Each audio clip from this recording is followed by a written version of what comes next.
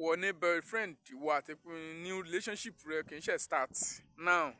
ẹ fẹ́ pàdé ní occasion boyfriend rẹ rè fẹ́ sun ọ̀kadà ọkà èmi ọkọ̀ ọlọ́kadà ni ẹ ò ní kú 50 naira kẹgbin ṣéǹjì kókú ṣéǹjì kan àgbà now ọlọ́kadà ní ṣéǹjì bẹ́ẹ̀ boyfriend rẹ ń jòkó tí ọlọ́kadà wọn síbẹ̀ ó dúró tí lọ́rùn síbẹ̀ now ngbàkọ ìyá ẹ ó ká ìdùjà láàrin ọlọ́kadà àti boyfriend rẹ ti mẹ́ṣẹ́ ya mọ́ ọlọ́kadà ti ságì náà ẹ̀jẹ̀ kí imú rẹ̀ ṣe kìkìdá ẹ̀jẹ̀ ti bo ọlọ́kadà bá ṣùgbọ́n inú rẹ̀ dùn pé wọ́n ti ráhùn tó ní Joshua kọ́bọ́ ẹ̀yà kọ̀yà ló gbà kì í ṣe tí n bá fẹ́ dé wàá wẹ́ àǹtí mi